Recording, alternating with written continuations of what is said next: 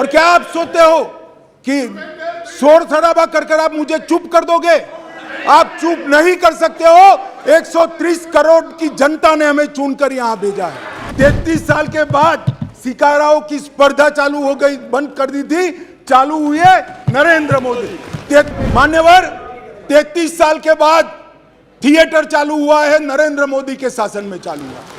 हम ना हुर्रियत से चर्चा करेंगे, ना जमियत से करेंगे, ना पाकिस्तान से चर्चा करेंगे। मान्यवर,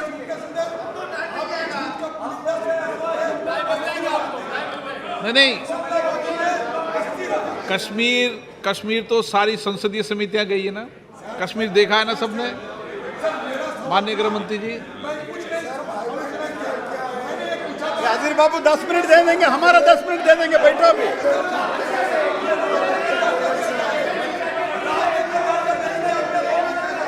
चलिए बेटे, आप क्यों खड़े हो, बैठिए।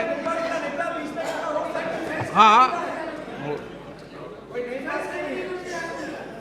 मान्यवर, कश्मीर के अंदर परिवर्तन लाने वाला युगांतकारी निर्णय इस देश के सम्माननीय प्रधानमंत्री नरेंद्र मोदी ने किया। जवाहरलाल नेहरू सरकार की एक भूल थी। धारा 370 5 अगस्त 2019 और 6 अगस्त को इस महान सदन ने धारा 370 को समाप्त कर। इसके साथ ही कश्मीर के अंदर से 2 झंडे चले गए, 2 संविधान खत्म हो गए और संपूर्ण रूप से कश्मीर का भारत के साथ जुड़ाव करने का काम इस देश के प्रधानमंत्री नरेंद्र मोदी। मान्यवर, इन्होंने, मैं अभी भी एक इनके ही प्रेरित एनजीओ की एक मीटिंग अभी हुई, रिपोर्ट मैंने देखी। क्या रिपोर्ट कहते हैं? हुर्रियत से चर्चा करो, जमियत से चर्चा करो, पाकिस्तान से चर्चा करो। हम ना हुर्रियत से चर्चा करेंगे, ना जमियत से करेंगे, ना पाकिस्तान से चर्चा करेंगे। अगर मान्यवर, अगर हम चर्चा करेंगे तो घाटी के युवाओं से चर्चा करेंगे, वो हमारे अपने हैं, हम उनके साथ चर्चा करेंगे। मान्यवर, हुर्रियत पर हमने पाबंदी कर दी, जमायत इस्लामी पर कश्मीर में पाबंदी कर दी, आतंकवादियों के समर्थन को चुन चुन कर नौकरियों से हटाया। अब किसी भी आतंकवादी की मृत्यु का जनाजा नहीं निकलता है, क्योंकि जो जहां मारा जाता है वही दफन किया जाता है। मान्यवर, लखनपुर टोल टैक्स जो हम जैसे कार्यकर्ताओं को, भारतीय जनता पार्टी के करोड़ों कार्यकर्ताओं को सूल की तरह हृदय में चुभता था, वहीं श्यामा प्रसाद मुखर्जी को जहां अरेस्ट किया था, वो लखनपुर टोल टैक्स को समाप्त कर दिया। मान्यवर, राज्य की अर्थव्यवस्था को एकीकृत किया, 2 दरबार की परंपरा समाप्त कर दी गई और 200 करोड़ रुपए को बचाने का काम इन नरेंद्र मोदी सरकार ने। मान्यवर, वहां दलितों को रिजर्वेशन नहीं था, आदिवासियों को नहीं था, पिछड़े को नहीं था। ये सारा रिजर्वेशन देने का काम नरेंद्र मोदी सरकार। मान्यवर, वहां पर महिला आयोग नहीं था, बाल आयोग नहीं था, वहां पर दलित आयोग भी नहीं था।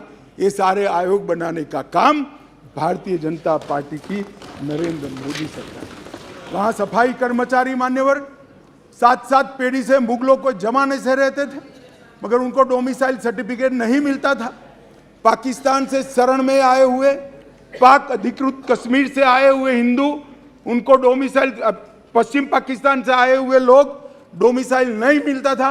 ये सबको डोमिसाइल देने का काम इस देश के प्रधानमंत्री नरेंद्र मोदी। मान्यवर, ये कर रहे हैं कि हम डेमोक्रेटिक पार्टी, डेमोक्रेटिक वैल्यूज में मानते हैं। कश्मीर पर शासन किसने किया? 3 परिवारों ने किया, महबूबा मुफ्ती, फारूक साहब और गांधी परिवार। ये 3 परिवारों ने कुल शासन किया, वहां पंचायत चुनाव नहीं करा है। नरेंद्र मोदी जी ने नवंबर-दिसंबर 2018 में, राजनाथ सिंह गृह मंत्री थे, 9 चरणों में पंचायती चुनाव को समाप्त। 4483 सरपंच निर्वाचित हुए और 35,000 पंच चुने गए। आज 40,000 लोग डेमोक्रेसी की सांस भर रहे हैं, जमहूरियत का फायदा उठा रहे हैं।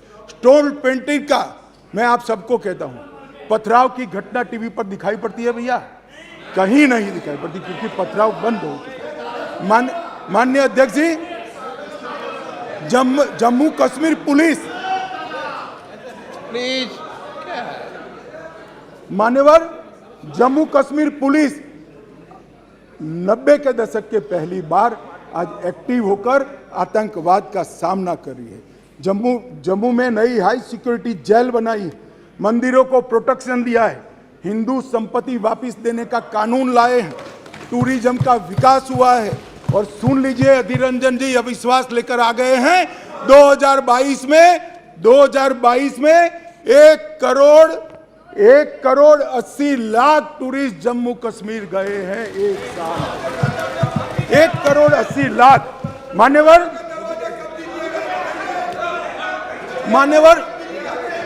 अरे बैठ जाओ यार, बैठ जाओ।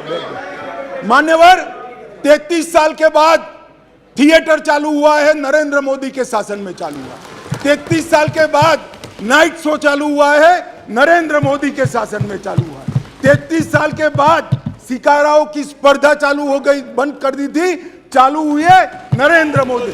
33 साल से, दानिश अली सुन ले, 33 साल से मोहर्रम बंद था, पहली बार नरेंद्र मोदी सरकार में मोहर्रम चालू हुआ। मान्यवर, हम होम स्टे नीति लेकर आए, टूरिज्म बढ़ाने के लिए फिल्म निर्माण की नीति लेकर आए, हाउस बोट की नीति लेकर आए, इंडस्ट्रियल पॉलिसी लेकर आए, और आज रोजगारी बढ़ रही है। 20,000 लोगों को नौकरी देने का काम भारतीय जनता पार्टी का है। मूलभूत ढांचे का विकास हो रहा है। 5,000 मेगावाट, 3,000 मेगावाट, 624 मेगावाट और 540 मेगावाट की जल विद्युत की योजनाएं वहां शुरू कर दी गई है। इसके साथ 850 मेगावाट और 1000 मेगावाट इसकी भी 2 जल विद्युत योजनाएं शुरू हुई है। सिंचाई योजना, शाहपुर कंडी बांध योजना, जो 50 साल पहले शुरू हुई थी, मोदी जी के शासन में चालू हुई थी, मोदी जी के शासन में पूरी होगी। 62 करोड़ की मुख्य रवि नहर 90% काम पूरा कर दिया गया है।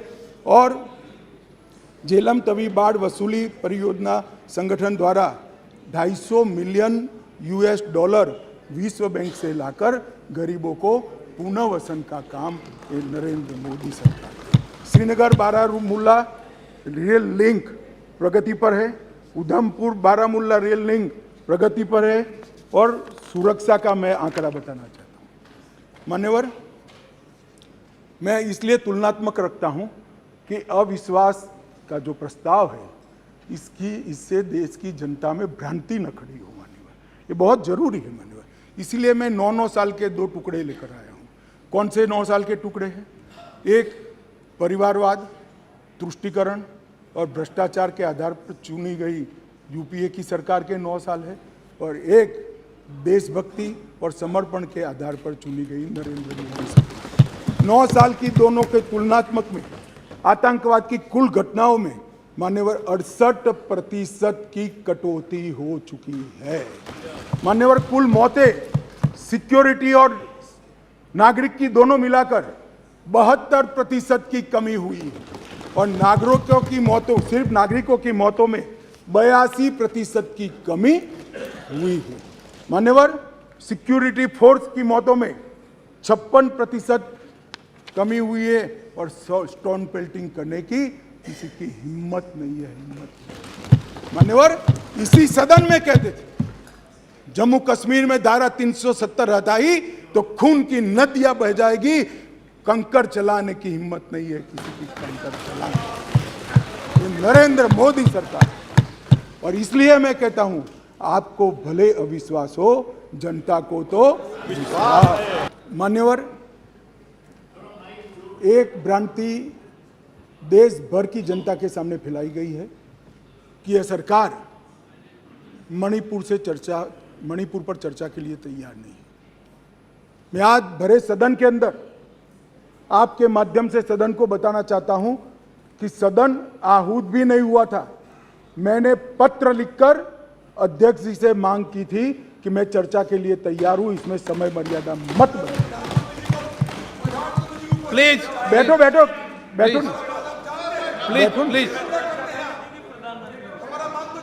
Please please.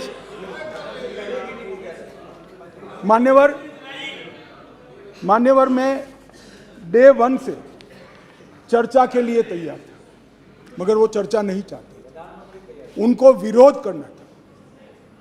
और मैं कहना चाहता हूं, मेरी चर्चा से संतुष्ट न होते तो फिर कहते प्रधानमंत्री करे, प्रधानमंत्री विचार भी करते, मगर आप सदन में चर्चा ही न होने दो।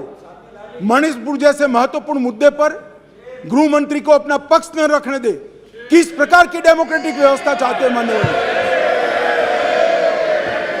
और क्या आप सोचते हो कि शोर शराबा कर आप मुझे चुप कर दोगे? आप चुप नहीं कर सकते हो। 130 करोड़ की जनता ने हमें चुनकर यहां भेजा है, हमें सुनना पड़ेगा। आप चुप नहीं कर सकते हो। मान्यवर, मैं आज बताना चाहता हूं और बड़ी संवेदना के साथ आपके माध्यम से इस देश के 130 करोड़ लोगों के सामने मणिपुर की हालिया हिंसा क्यों हुई है और क्या चल रहा है और सरकार ने क्या उपाय किए, ये भी बताना चाहता हूं। मान्यवर, मैं पास्ट में मणिपुर में क्या हुआ ये भी बताऊंगा। अब मैं जब बताऊंगा तब ये कहेंगे कि पुरानी बातों को हमें सुनाने के लिए कह रहे हो।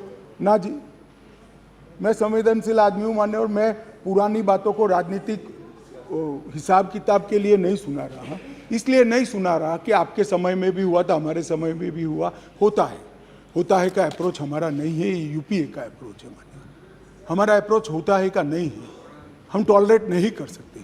मैं पुरानी हिंसाओं को इसलिए बताना चाहता हूं कि मणिपुर की नस्लीय हिंसाओं के स्वभाव को जनता ने जानना पड़ेगा। नस्लीय हिंसा मणिपुर में जब जब होती है तब किस प्रकार से होती है वो भी जानना पड़ेगा।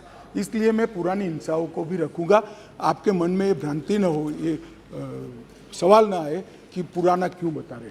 मान्यवर, 6 साल से करीब 6.5 साल से मणिपुर में भारतीय जनता पार्टी की सरकार है। मणिपुर में भारतीय जनता पार्टी सरकार बनी तब से 3 मई तक एक भी दिन कर्फ्यू नहीं डालना पड़ा। मैं मेरी बात आग्रह के साथ कहना चाहता हूं, मणिपुर में भारतीय जनता पार्टी की सरकार के 6 साल पूरे हो गए।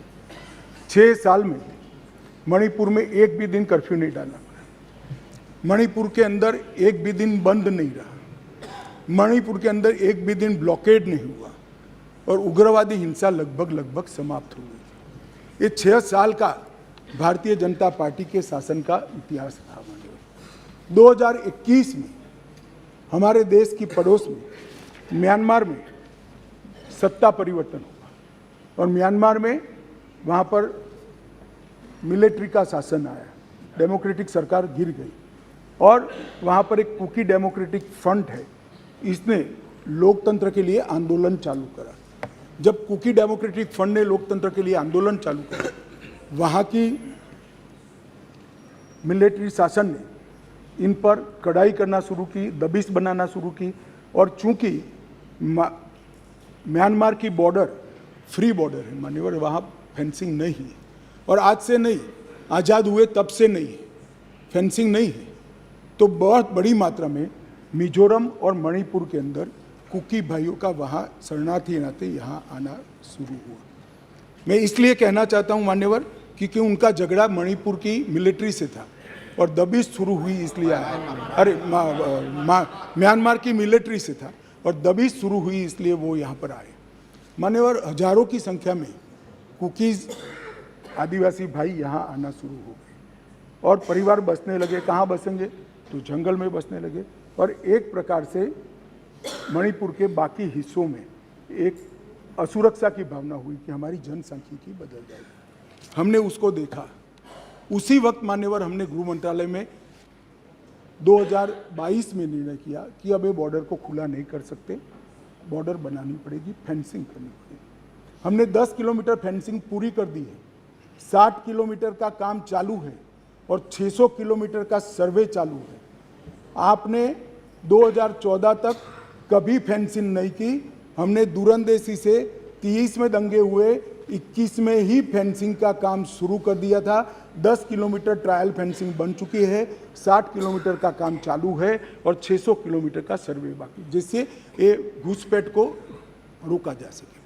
फिर एक अनरेस्ट खड़ा होने लगा, क्योंकि वहाँ जनसांख्यिकी बहुत निर्णायक होती है मान्यवर। घाटी में कुकी भाई रहते हैं, पहाड़ पर ट्राइबल भाई रहते हैं, तो उनके घाटी में मतई रहते हैं और पहाड़ पर कुकी और नागा ट्राइबल भाई रहते हैं। तो एक जनसांख्यिकी के बदलाव का बड़ा दबाव रहता है कि हमारी संख्या, हम अल्पमत में आ जाएंगे। तो इसके लिए हमने लगभग जनवरी महीने से हमने वहाँ पर जितने भी शरणार्थी आए थे उनको एक परिचय पत्रक देने की शुरुआत की। इनका थंब इम्प्रेशन लिया, आई इम्प्रेशन लिया, और थंब इम्प्रेशन और आई इम्प्रेशन को वोटर लिस्ट और आधार कार्ड के नेगेटिव लिस्ट में डालने का काम किया। ऐसा नहीं है मान्यवर कि यहाँ गृह मंत्रालय के कंट्रोल रूम में कोई आंख मूंद कर हुआ। 2023 में दंगा हुआ, 21 में हमने फेंसिंग चालू करी, 22 में हमने फेंसिंग चालू करी, और 23 की शुरुआत में हमने थंब इम्प्रेशन और आई इम्प्रेशन लेने की शुरुआत की और उसको भारत के वोटर लिस्ट और आधार के नेगेटिव लिस्ट में डालने की। फिर भी ये जिस प्रकार से संख्या बढ़ती गई, एक असुरक्षा की भावना मतई लोगों में फैलती गई मान्यवर। ये जो वहाँ पर एक फ्री रेजिम है, नेपाल की तरह वहाँ पासपोर्ट नहीं चाहिए। अब ये मत कहना है कि हमने क्यों नहीं करा, 1968 से करा हुआ है भाई। 1968 से एक समझौता है भारत और ब्रह्मदेश की सरकारों के बीच में कि बॉर्डर के 40 किलोमीटर से जो अंदर आएगा या यहाँ से 40 किलोमीटर से आएगा उसको पासपोर्ट नहीं चाहिए। ये समझौता है, किसी को रोकना भी असंभव था। और इतने हजारों किलोमीटर की बॉर्डर में बाढ़ भी नहीं लगी थी, फेंसिंग भी नहीं थी, तो संख्या बढ़ती गई और असुरक्षा बढ़ती गई। इतने में एक अफवाह फैल गई 29 तारीख अप्रैल को कि 58 ये वसाहतें जो थी शरणार्थियों की, उसको गांव घोषित कर दिया गया। अब गांव घोषित करने की अफवाह से ही घाटी में बहुत बड़ा अनरेस्ट शुरू हुआ मान्यवर, और वो अनरेस्ट को भी हमने माइक वाली जीपें चलाई, बताया गया कि भाई कोई गांव घोषित नहीं हुआ है, मगर अफवाहें जब फैलती है तब फैलती है अविश्वास का वातावरण। और घोषित जंगल गांव घोषित किया, जंगल गांव घोषित कर जो वसाहतें थी उसको, तो उनको लगा है परमानेंट अब यही बस जाएंगे, तो एक अनरेस्ट खड़ा हुआ। उसके बाद में आग में तेल डालने का काम हाईकोर्ट मणिपुर के अप्रैल महीने में आए हुए एक फैसले ने कहा, जिसने सालों से पड़ी हुई एक लंबित पिटीशन को अचानक चलाया। अचानक चलाकर ना भारत सरकार के ट्राइबल आयोग को शपथ पत्र लिया, ना भारत सरकार के ट्राइबल डिपार्टमेंट का लिया, ना भारत सरकार के गृह मंत्रालय का लिया, ना मणिपुर सरकार का लिया, और अचानक ही कह दिया कि 29 अप्रैल के पहले इस मतई जाति को ट्राइबल घोषित कर दी गई। इससे पहाड़ पर बहुत बड़ा अनरेस्ट हुआ, ट्राइबलों में बड़ा अनरेस्ट हुआ कि अब मतई ट्राइबल बन जाएंगे तो हमारी नौकरियों में स्पर्धा का भाव होता है, और स्वाभाविक है एक कोई कानूनी प्रक्रिया के बगैर एक ऑर्डर कर दिया गया, जिसके कारण ऊपर भी, नीचे ऑलरेडी अनरेस्ट चालू था, ऊपर भी अनरेस्ट हुआ, और 3 तारीख को एक रोली के अंदर एक क्लैश हो गया माने, और क्लैश होने के बाद दंगे चालू हुए जो अब तक अशांत परिस्थिति को बनाए हुए हैं। अब इस परिस्थिति को आप वो क्यों नहीं गया, ये क्यों नहीं गया, इस तरह से आप तुलना मत करिए। ये परिस्थिति जन्य दंगे हैं मान्यवर। मैं आगे भी कहना चाहता हूँ, इसके साथ एक बहुत बड़ी बात दूसरी भी हुई है कि वहाँ मिलिट्री का शासन आने के बाद थोड़ी ढिलास आ गई है, और नारकोटिक्स का भी बहुत बड़ी तस्करी म्यांमार की ओर से मणिपुर की ओर हुई है।